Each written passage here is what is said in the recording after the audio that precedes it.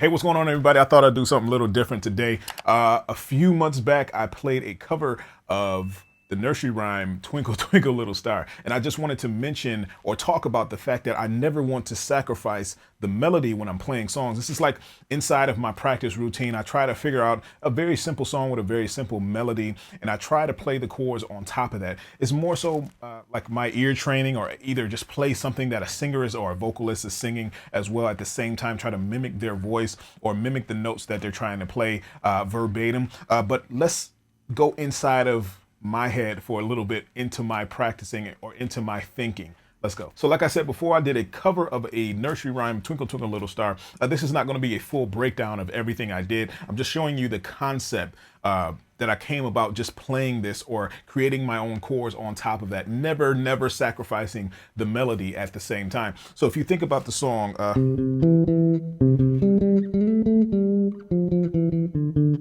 right, that's the melody of the song.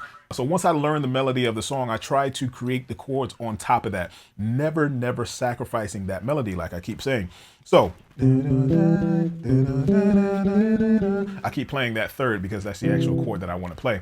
So major third, minor third, major third, right? Back to minor, major, what is it? Minor. All right, then I play a fourth at the end. This is very quick thinking right now. So I'm playing major third, minor third, major third, minor third. Going back, playing the melody, just kind of matching the notes up with the melody.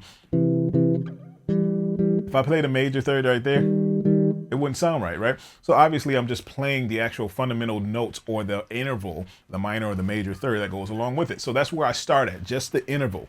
Then I go with the triad, or I try to go with the chord as well. So what I want my bass notes to be, so I hear my bass note, what I try to hear it, because I know, like I said before, I know the melody of the song.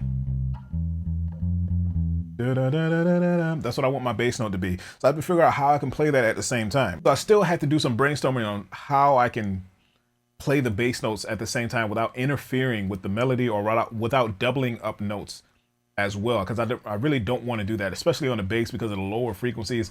I don't want to play a lower note. It'll clash together, and it'll be too muddy. So the first note of the melody, instead of playing that note on the D string, I'm going to play that note as my bass string, and then play the 10th, which is the major third of that.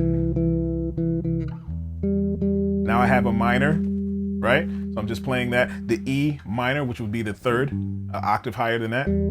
Major, right? F with the major third, or the octave of the major, or the 10th. All right, so now I got a basic formation with two notes. All right, it sounds kind of full without adding any other notes. Okay, so now I can figure that out. Now I have my bass line, as you can say. And then from there, I can just pick and choose what I want to play. I already have the interval. I have the context of the actual chord, the major or the minor. So now I can kind of play with it, right? I don't have to play it exactly how it's supposed to go. Or, you know, I can come up with different chord extensions to put along inside of that chord. So right here, I'm just playing a major triad. And that just happens to be that melody, that note of that melody just happens to be the top of the note of the first inversion of C major. So it's like I'm playing the same chord over and over again, right? I'm playing the same exact chord, but it sounds different because the melody on the top is changing. All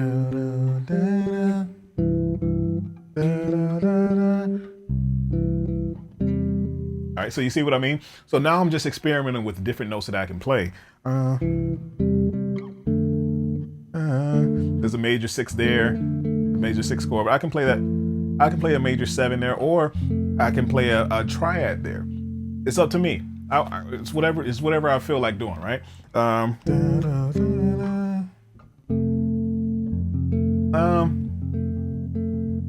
Let's do the major 6. I like that note for some reason.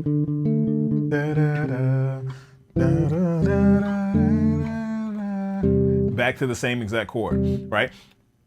So now I can just experiment with that. That's how I go about learning different songs or different melody. If I want to learn a melody, and I'll go just like I did a few, it's been a few months back. I can't even remember exactly when it was, but I did a Toy Story cover, and then the melody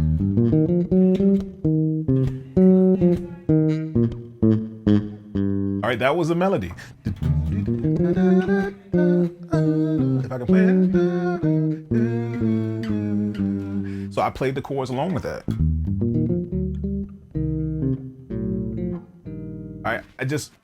I experimented with it until I found the actual chord. I didn't want to look at the chart. I didn't want to look at the chords. I wanted to get it down packed. I listened to a song over and over and over again. And if there was a note that was off that I was missing, I tried to catch it. So that's my ear training of what I try to do now. Just different little songs like that, little fun things. Is really a challenge because you have to really train your ear, really challenge your ear. You know, even just mixing things up a little bit.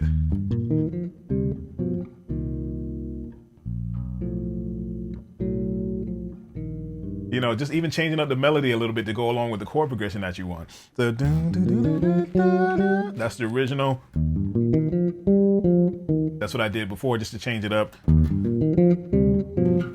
and put the chords along with it. So I'm doing a like a suspended chord, 7 chord, minor chord, minor 7 chord. All right. So, but anyway, like I said, this wasn't a full breakdown of the whole entire song. I just wanted to show you guys the concept of how I think. But when you're practicing a song like that, try to practice the melody and play the chords on top of it without sacrificing the melody. That's so important. It makes the song that much more realistic to others that's hearing it. The melody is just going to stick out. All right. Even with the last song.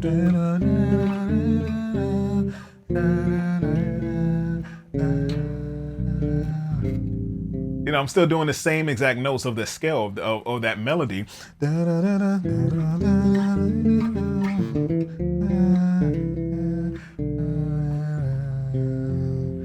know, still in there, but I'm playing different chords and different substitutions and notes and things like that. You can mess around and play with it as much as you want.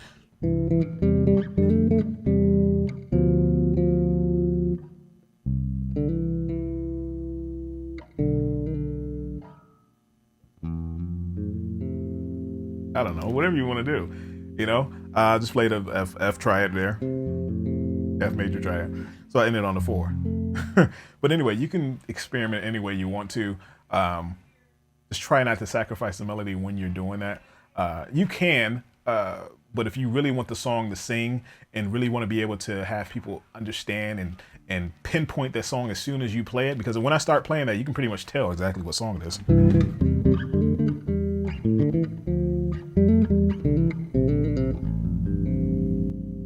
Maybe not right there, but if you have any questions, let me know. I know this is pretty weird.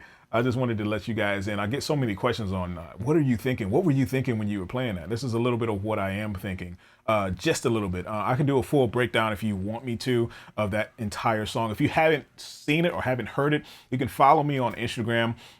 It's Daric_Bennett. I'll put it somewhere here or in the description. If you haven't followed that, I usually post like little covers and stuff like that on Instagram as well. So if you have any questions on that, you want to see the whole entire breakdown, let me know and follow me there as well. Until next time, I'll see you.